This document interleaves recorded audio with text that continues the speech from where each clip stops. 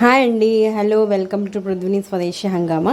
ఈరోజు నేను పుండికూర పప్పు, అదే గోంగూర పప్పు ఎలా చేసుకుంటారో, నా స్టైల్లో ఎలా చేస్తానో చూపిస్తాను. ఇలా చేసుకోండి, చాలా చాలా చాలా బాగుంటుంది. ఇది కర్ణాటక స్టైల్ కూడా.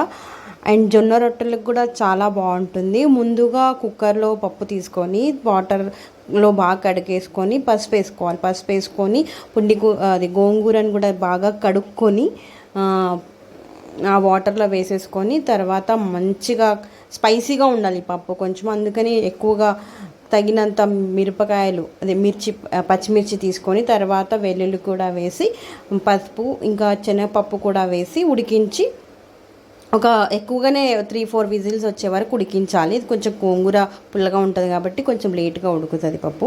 కొన్ని వాటర్ ఎక్కువ వేసుకోండి. సో తర్వాత మంచిగా మెదుపుకోవాలి.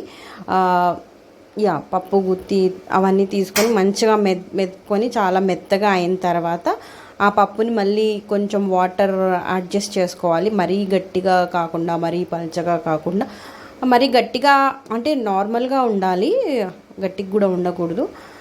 మీకు కావాల్సినట్టుగా కన్సిస్టెన్సీ అడ్జస్ట్ చేసుకొని ఉప్పు వేసేసుకోండి. ఉప్పు వేసుకొని బాగా కలిపేసుకొని కొన్ని వాటర్ అడ్జస్ట్ చేసుకొని గ్యాస్ పైన పెట్టేసుకోండి. అది కొంచెం ఉడుకుతూ ఉంటుంది. అప్పుడు ఉడకడానికి పెట్టేసిన తర్వాత మనము ఒక చిన్న బాణలి తీసుకొని పోపు కోసం పెట్టుకోవాలన్నమాట. తాలింపు పెట్టుకోవాలి. తాలింపు కోసము ఆయిల్ తీసుకొని ఆయిల్లో నార్మల్గా ఆవాలు, జీలకర్ర, ఎండు మిరపకాయలు వేసుకోవాలి. మజ్జిగ మిరపకాయలు కూడా చాలా బాగుంటాయి. నా దగ్గర అవైలబిలిటీలో లేవు కాబట్టి నేను ఇవి తీసుకున్నాను. బట్ ఉన్న వాళ్ళైతే అవే వేసుకోండి. అండ్ వెల్లిపాయ ఫస్ట్ ఉడికించేటప్పుడు కూడా వేస్తాము. ఇప్పుడు కూడా వెల్లిపాయ పోపు is very important for this dal అనమాట.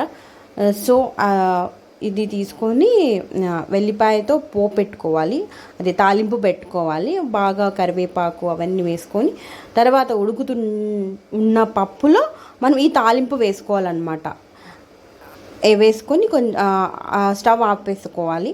ఈ తాలింపు వేసుకొని మళ్ళీ స్టవ్ ఆన్ చేసుకొని పెట్టుకోకూడదు.